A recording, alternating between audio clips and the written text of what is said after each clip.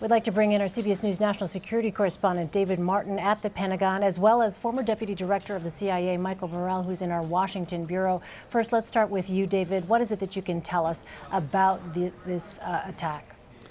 Well, I heard you asking just a moment before why this particular airfield was hit, and the reason is because it is believed to be the source of that chemical weapons attack. The plane which dropped the chemical weapon on that village is believed to have taken off from this base. So it's a direct response to that chemical weapons attack.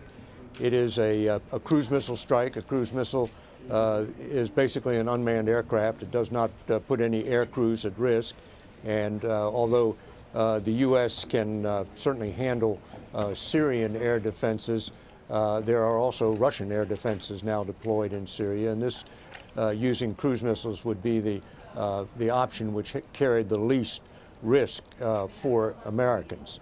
And as one of your previous guests said, the cruise missile, in this case fired from ships in the eastern Mediterranean, is a very accurate weapon. So if they performed as they should, they would have hit their targets, which consisted of hangars and fuel storage areas and basically everything of value to the operations of that base. A total of nearly 60 cruise missiles was launched, and each one of those missiles has a warhead of 1,000 pounds. It will be a while, of course, before we know the results.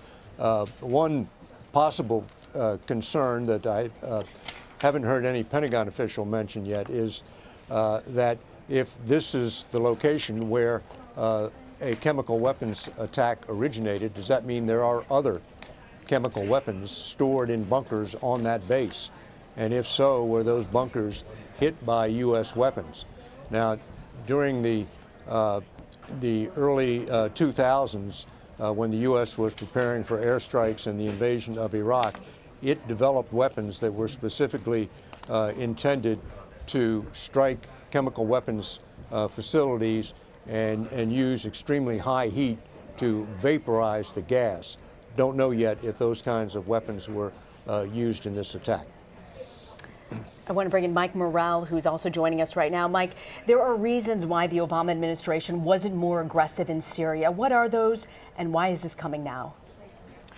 There was a concern in the Obama administration that there was a slippery slope, that any attacks against the Syrian regime could lead to eventually U.S. boots on the ground. So there was a risk averseness, and I think that is what led the president to do what he decided to do at the end of the day. And Mike, when you're talking about creating some sort of a war plan, dealing with Syria, obviously CENTCOM is involved in planning any sort of a war preparation with Syria. What goes into deciding what type of strike to launch and how effective it'll be in a situation like this? The most important determinant is what is your objective. And it seems that the objective here was to deter the Assad regime from doing this again. As David pointed out, this was an airfield that was related specifically to the attack. This was not a regime command and control facility. So it really seems that this is not an attempt to get rid of Assad. This is an attempt to tell him not to do this again. Mike, thank you. If you can stick with us as well, I want to go back to David Martin. David, you were telling us a little bit more about what this target was and why it was particularly hit. Is there any sense from the Pentagon as to why they chose to strike tonight and this particular target?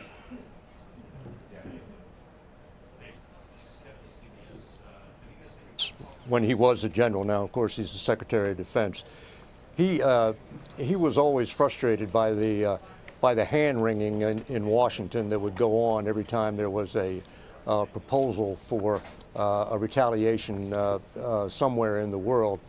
And I think, and I don't know this, but just from knowing him, I think he would have urged the president to act swiftly, that the retaliation has to come very soon after the offense in order to establish that you mean business. Mike would know this better than I, but compared to the the deliberate pace that these kinds of operations were examined and then developed during the Obama administration, this operation moved at the speed of light. All right, we are just getting some information from the radio pool traveling with the president there at Mar-a-Lago. The president says that he authorized the strike on Syria and that there was no dispute that Syria used banned chemical weapons. Again, that information coming from the radio pool that is with the president at his Mar-a-Lago resort. David, let me ask you about the timing. I know that you've talked about that, but in terms of the planning for a strike like this, how quickly would this plan have to come together? Is this something that can come together very quickly, this kind of strike, or is the planning for this something that would have had to take place weeks, even months prior? When you spend $600 billion a year on defense, you have a lot of capabilities. I mean, the U.S. in this case chose to use cruise missiles launched from ships, but it could have just as easily have used cruise missiles launched from aircraft, or it could have used precision-guided bombs launched from aircraft.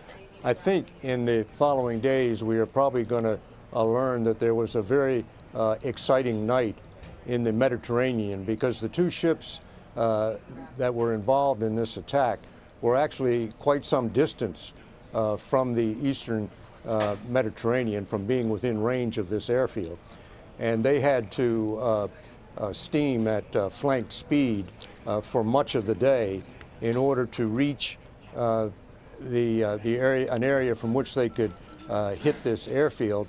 And they wanted to do it at night, because at night you have fewer people about, and that reduces the chances of civilian casualties. And this attack was launched at about 8:45 p.m. Our time here on the East Coast, and that would have been the early morning hours in Syria, but still before the sun has come up.